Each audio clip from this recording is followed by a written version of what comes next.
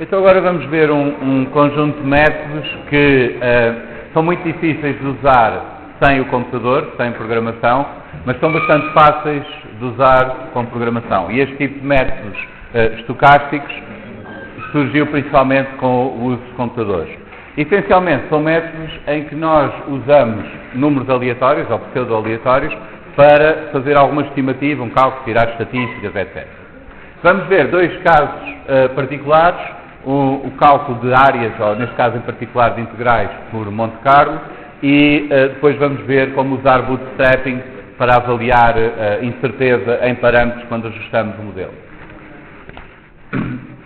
As técnicas de Monte Carlo, este nome vem por alusão aos casinos, aos jogos de sorte, e são métodos, essencialmente, de amostragem aleatória, em que nós usamos a possibilidade que o computador nos permite, que é de fazer a mesma coisa muitas vezes, para gerar números aleatórios e usá-los depois para calcular uma estatística.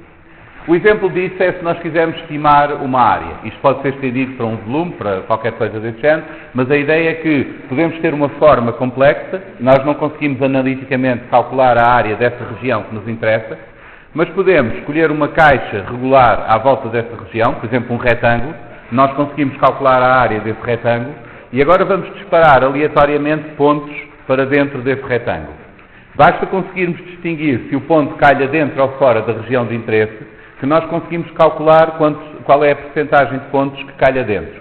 E isso dá-nos uma estimativa da área da nossa região, porque a percentagem de pontos que calhar lá dentro será proporcional à percentagem dessa área dentro da caixa que nós conseguimos calcular. Vamos ver um exemplo. Nós queremos calcular este integral, por exemplo, entre 0 e 8, e não temos uma expressão para a primitiva.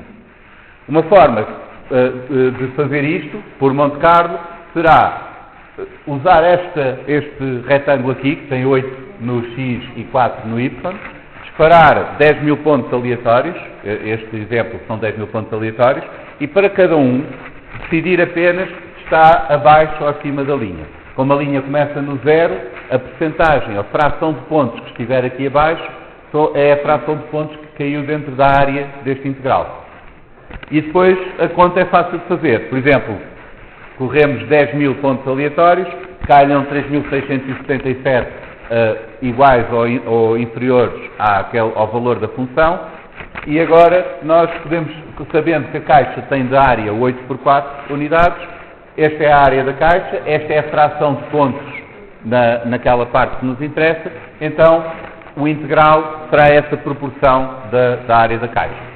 Portanto, desta maneira nós não precisamos saber calcular o integral, podemos estimá-lo por aproximação, simplesmente lançando pontos ao acaso, e para cada valor x, y, ver se o valor de x desta função é superior ao y que nós obtivemos ao acaso. Portanto, basta sabermos fazer isto. Vamos ver como implementar isto, e já agora vamos ver aqui, nesta implementação genérica, como é que nós podemos criar uma função que recebe como argumento outra função. No Python isso é trivial de fazer porque as funções são também objetos como quaisquer outros. A única diferença é que tem uma receita que pode ser executada. Então vamos criar uma implementação genérica deste cálculo de Monte Carlo, em que nós vamos receber uma função cujo integral queremos calcular, ou seja, queremos calcular a área abaixo dessa função até ao eixo do x, a caixa que nós vamos considerar, dentro da qual vamos fazer esta estimativa, portanto esta caixa será um retângulo, por isso nós conseguimos calcular a área, será um tuplo que tem o x0, o x1, o y0 e o y1, portanto define aquele retângulo onde vamos disparar os pontos, e o número total de pontos que queremos disparar lá para dentro. Vamos criar um contador que conta quantos pontos é que calham dentro da área que queremos, que será abaixo da linha da função. Vamos desempacotar a caixa no x0, x1, y0 e y1, porque nos dá jeito para esta parte. E agora vamos usar do NumPy este módulo random que dá acesso a geradores de números pseudo-aleatórios. O nome pseudo-aleatórios é porque na verdade o computador não funciona com coisas ao caso. Nós temos um algoritmo, ele faz sempre da mesma maneira. Mas há funções que podem oscilar muito e ele usa essas funções para criar sequências de números que parecem aleatórios. Além disso, quando nós carregamos a biblioteca, ele for, por exemplo, olhar para o relógio interno do computador, tirar lá um número e usar esse como início da função, depois o resultado que vai sair vai depender de fatores como a hora do dia que nós ligamos e assim. Portanto, isto permite simular algo de aleatório. E esta função uniforme dá-nos um valor extraído de uma distribuição uniforme, um número fracionário, um float, extraído de uma distribuição uniforme no intervalo que nós especificamos. Portanto, vamos pedir um valor de x amostrado uniformemente entre o x0 e o x1, que é a largura da nossa caixa, e um valor de y tirado uniformemente entre o y0 e o y1. Portanto, o que estamos a fazer é obter um xy distribuído uniformemente aqui. E como podem ver, quando fazemos isto 10.000 vezes, temos mesmo uma distribuição uniforme, ele não está concentrado em algum sítio. Depois, o que vamos fazer é chamar a nossa função, que nós recebemos ali, nós recebemos naquele parâmetro, como argumento, um objeto que é uma função, e vamos assumir que essa função só recebe um argumento, que é o x, e devolve um valor, que é o y. Então, vamos dar-lhe o x, que nós selecionamos aqui aleatoriamente, vamos receber o y da função, e vamos testar se o y que nos calhou ao acaso, neste ponto, está abaixo ou na linha da função. Se estiver, então conta para os de dentro. Se não estiver, ignoramos, passamos ao próximo. Vamos fazer isto tantas vezes quanto os números de pontos que nos deram. E como a variável que vai aqui tomar esses valores durante a iteração não nos interessa, porque isto é só para contar o número de vezes que estamos a fazer, podemos indicar isso escolhendo este nome do underscore. Isso quer dizer que nós temos aquele ciclo, é só mesmo para fazer 10.000 vezes, não nos interessa se é a vez 1, se é a vez 2, ou assim. No final, vamos devolver a estimativa da área, e a estimativa da área será a proporção de pontos que calhou do lado de dentro, portanto os de dentro a dividir pelo total, multiplicado pela área da caixa. A área da caixa será a diferença no x vezes a diferença no y.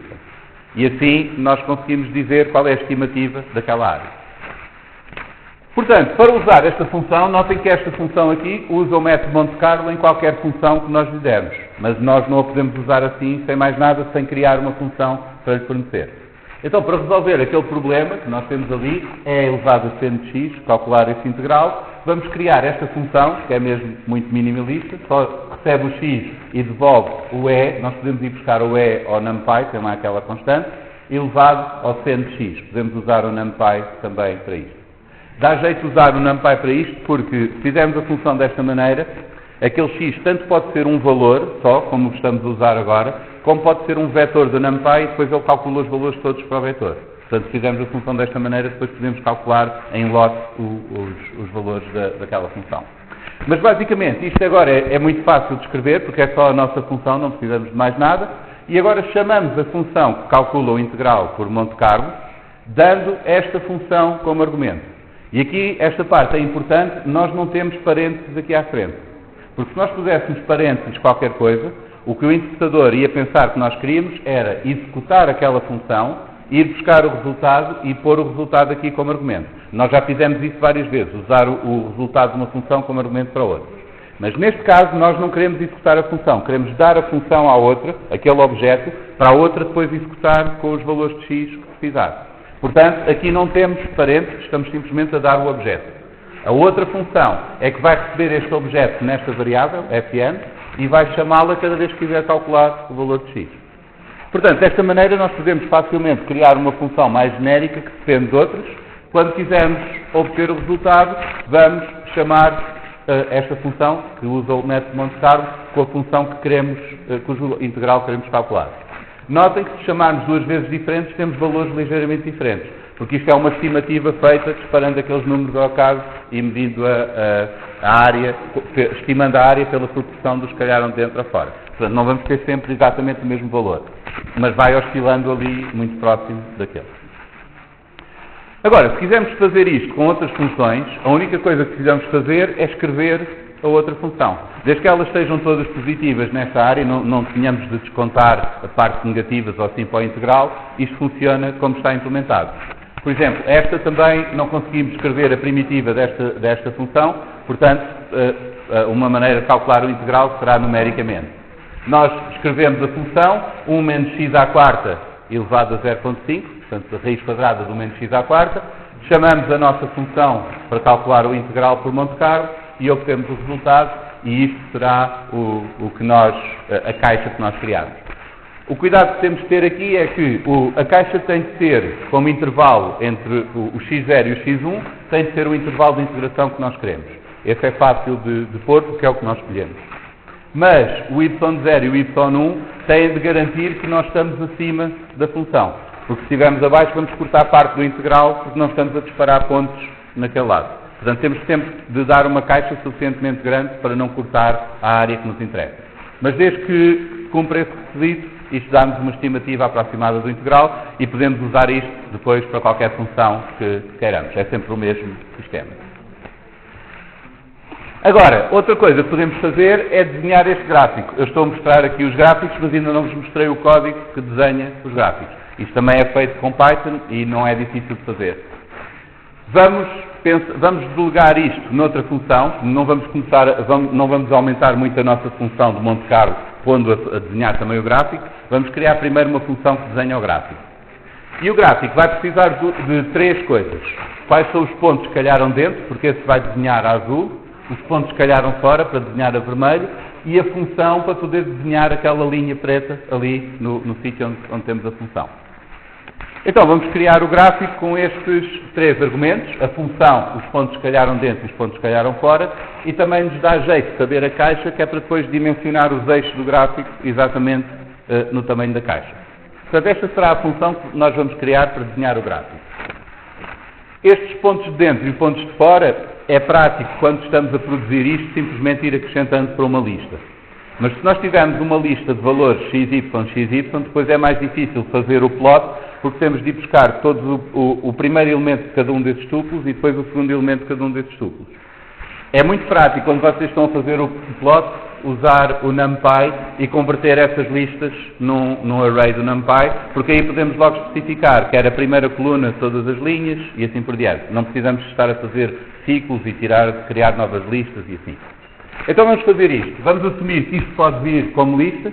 Se vier como uma matriz de NumPy não há problema, porque isto aceita também criar uma a partir de outra. Mas se isto forem listas de pares x, y, nós convertemos em duas matrizes e agora conseguimos fazer o plot usando os valores de x dos de dentro e os valores de y dos de dentro. É só dizer todas as linhas a coluna de índice 0, todas as linhas a coluna de índice 1 e a mesma coisa com os de fora. Os de dentro vamos pôr um pontinho, é mesmo o ponto azul, B de blue. Os de fora vamos pôr um ponto vermelho. Isto é o que nos basta para explicar a formatação. Criamos uma figura quadrada primeiro, fazemos o plot e agora vamos fazer o desenho da função. Para desenhar uma função, quando fazemos o plot, quando nós escolhemos fazer um plot com o traço, ele vai unir os vários pontos com retas. Portanto, para desenhar uma função que pode ser curva, convém ter muitos pontos, que é para parecer que aquilo é suave.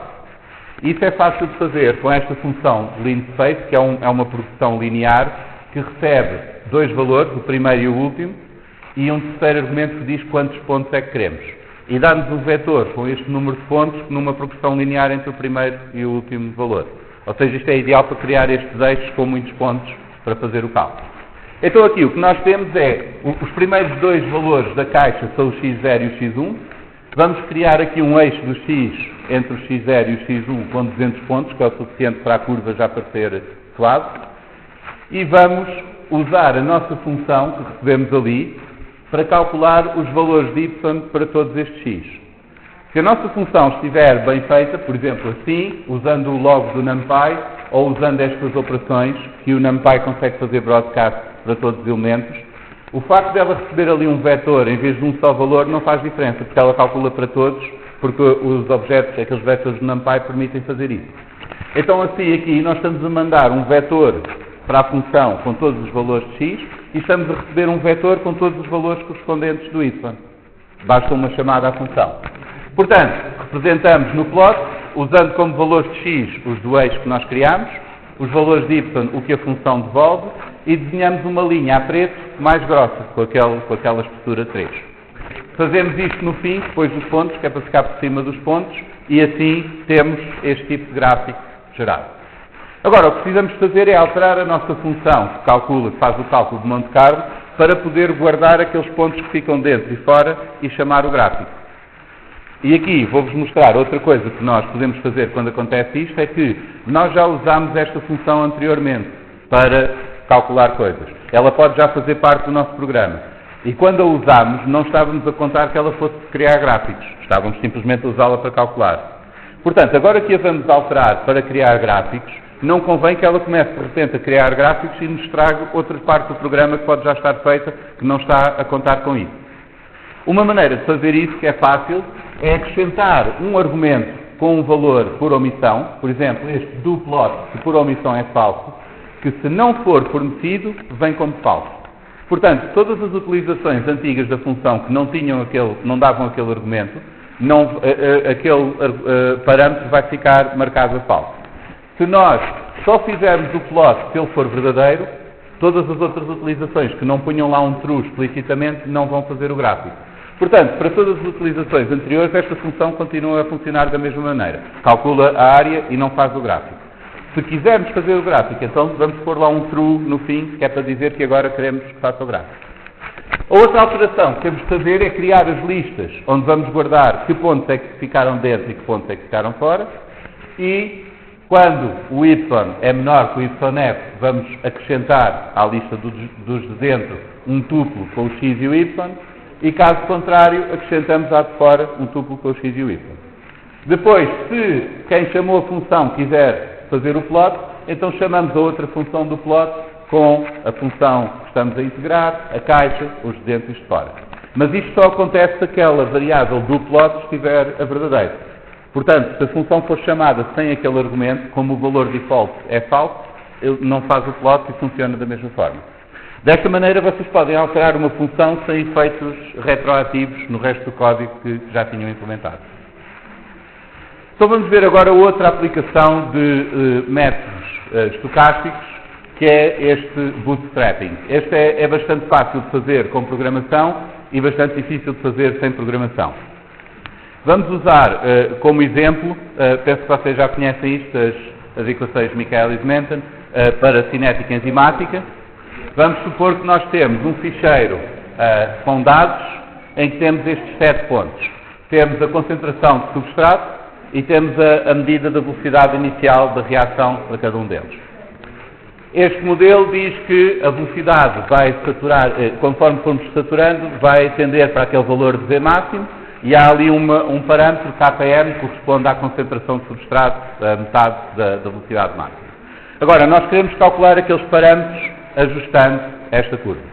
Vocês possivelmente já aprenderam a calcular aquilo, fazendo os logaritmos, a regressão linear, esse tipo de coisas. Sim. Mas, se vocês usarem Python, não precisam de fazer isso.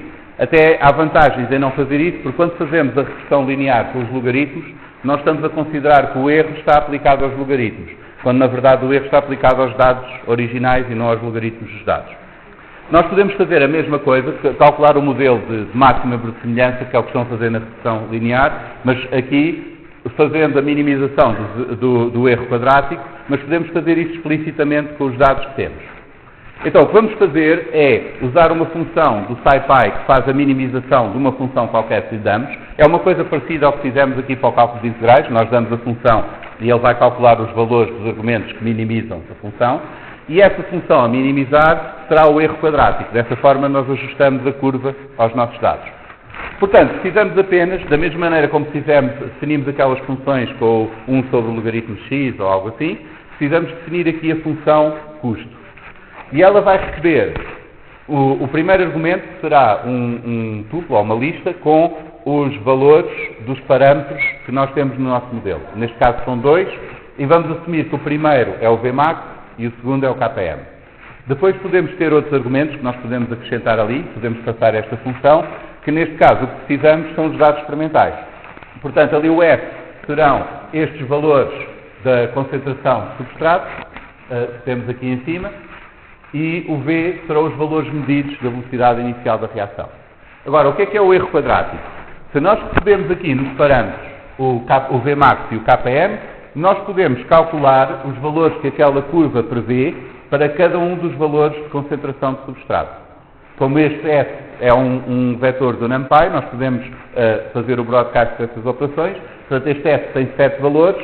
Quando nós multiplicamos pelo primeiro parâmetro, que será o Vmax, vamos obter aqui um vetor com 7 valores. Aqui, estes 7 valores mais o KM, obtemos outro vetor e dividimos um pelo outro, temos 7 valores, cada um a dividir pelo seu correspondente. Portanto, ali no prédio vamos ter a previsão da velocidade inicial para as 7 concentrações de substrato, dadas por uma curva definida por estes parâmetros.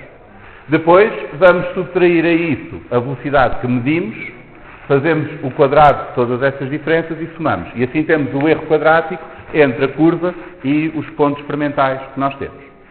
Esta função simplesmente calcula o erro quadrático, não nos diz qual é o V máximo ou o KM. Mas isso podemos fazer usando esta função de minimização que vem no SciPy. O que esta função precisa é de receber, como primeiro argumento, a função que queremos minimizar. Como segundo argumento, um conjunto com os valores iniciais onde ela começa e que depois vai tentando descer para encontrar o mínimo.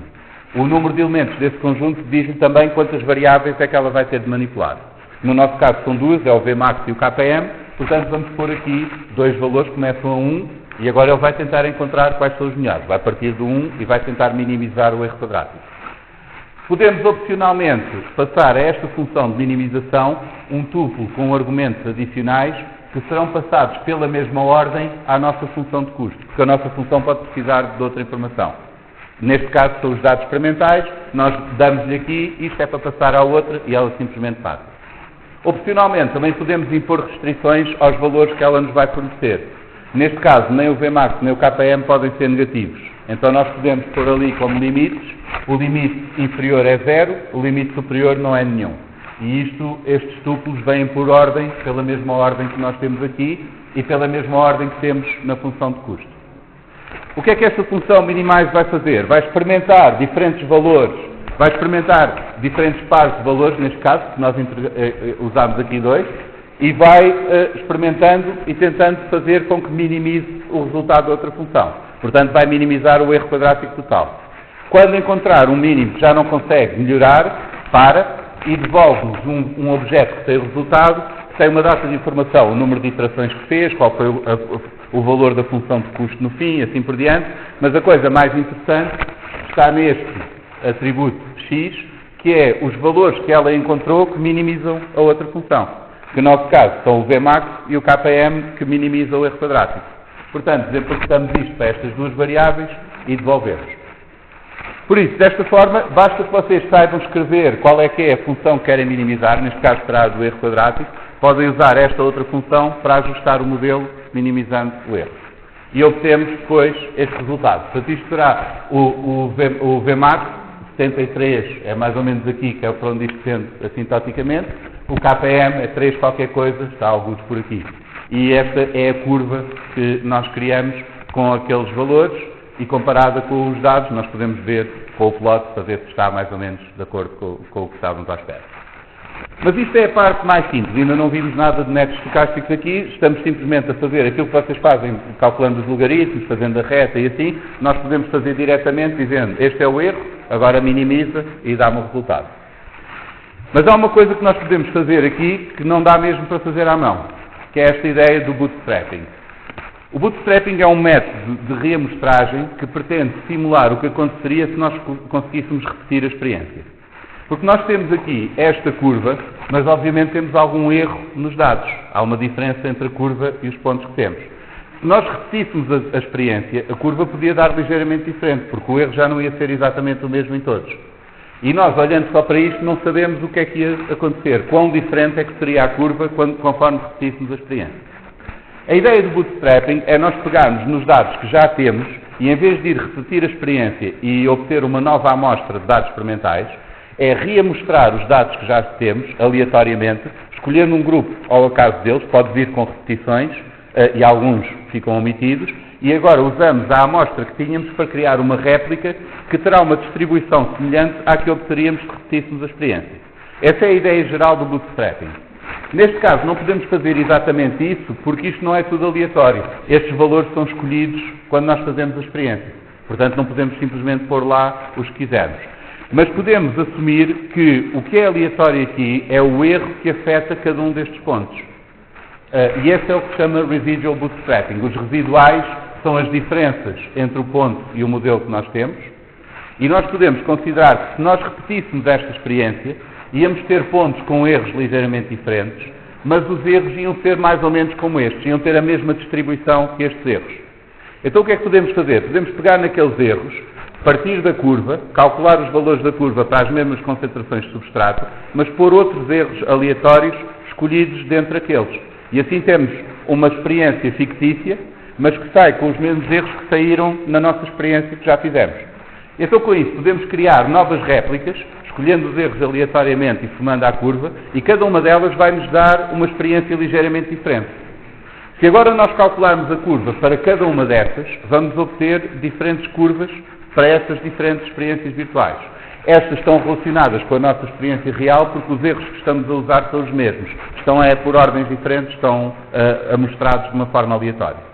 E com isto nós conseguimos calcular essa família de curvas e ter uma ideia não só de quais são os melhores parâmetros, mas também de qual é o intervalo de confiança para os parâmetros. Porque quanto mais erros nós tivermos ali, mais largo vai ser esse intervalo de confiança. E isto é muito difícil de fazer à mão porque temos de fazer isto muitas vezes. Este é o código para fazer o residual bootstrapping. Neste caso, nós vamos receber ali o N, que é o número de réplicas que vamos fazer.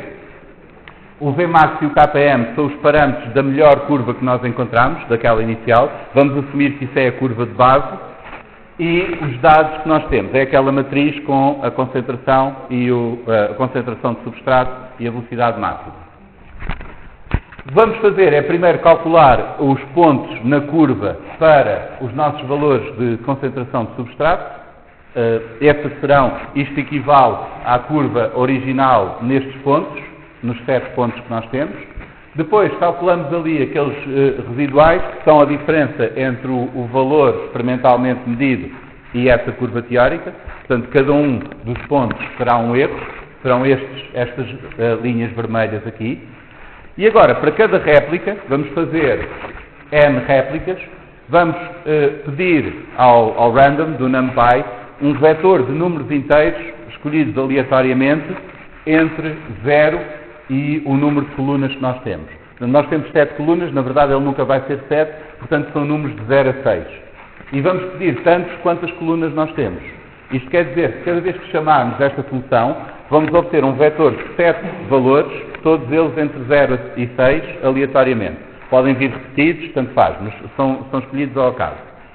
E agora vamos buscar esses resíduos, dados por esses índices, e vamos somá-los à curva.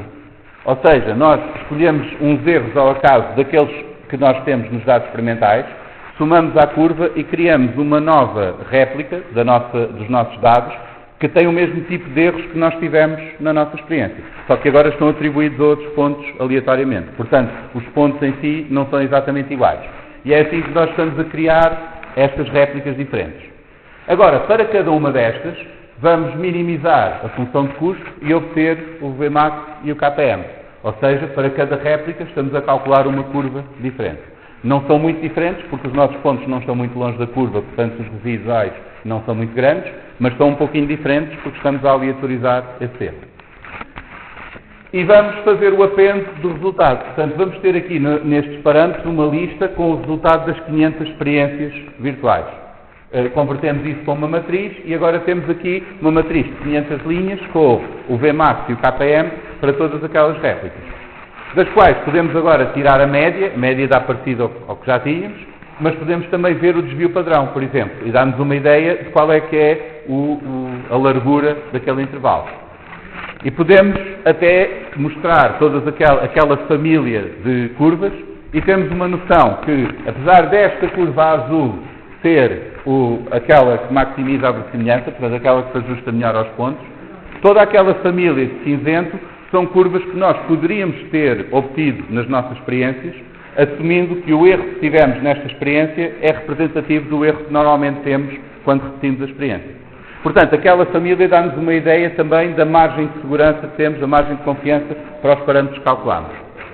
Se quisermos, também podemos pegar na coluna dos parâmetros e fazer um histograma. Assim podemos ter uma ideia da distribuição, neste caso, do Vmax e do Km.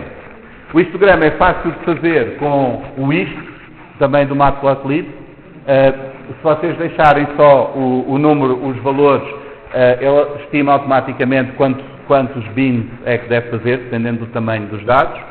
Podem também especificar a cor com o vermelho, verde e azul. Portanto, aqui dá jeito de saberem que vocês podem combinar esses 3 canais.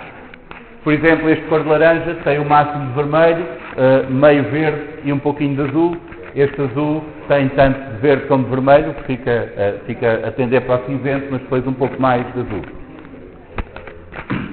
Portanto, com este método bootstrapping, vocês conseguem fazer uma coisa que não daria para fazer sem programação, que é esta parte aqui. Criarem 500 réplicas aleatorizando o erro à mão seria uma grande trabalheira. Mas desta forma, vocês têm uma forma de duplicar o que é que seria esperado do erro de novas experiências e ter uma noção de qual é a margem de confiança que têm para os parâmetros que calcularam com base no erro que tiveram nos vossos dados experimentais. Resumindo, esta parte foi um bocado extra. O objetivo principal para hoje, do ponto de vista de avaliação, são estes plots básicos, principalmente o plot e o bar. O histograma vocês também podem usar depois na prática, mas, enfim, convém saberem o básico do plot e do bar. Mas a ideia também era dar-vos uma noção de onde é que vocês podem ir com isto. Num semestre não dá para vos ensinar a fazer estas coisas todas em detalhe. Mas se vocês tiverem o básico e conseguirem perceber os programas, perceber, por exemplo, os tutorials que encontram na net e assim, e adaptá-los para o que vocês querem, depois é cada vez mais fácil usarem estas ferramentas. E há muita coisa que vocês não conseguem fazer sem programação, porque se tiverem de estar a fazer à mão e assim, é demasiado trabalhoso. Se quiserem ver mais sobre bootstrapping, tem aqui na Wikipédia uma explicação de vários tipos diferentes de bootstrapping. O SciPy tem a documentação aqui e também tem uma introdução a métodos de Monte Carlo na Wikipédia.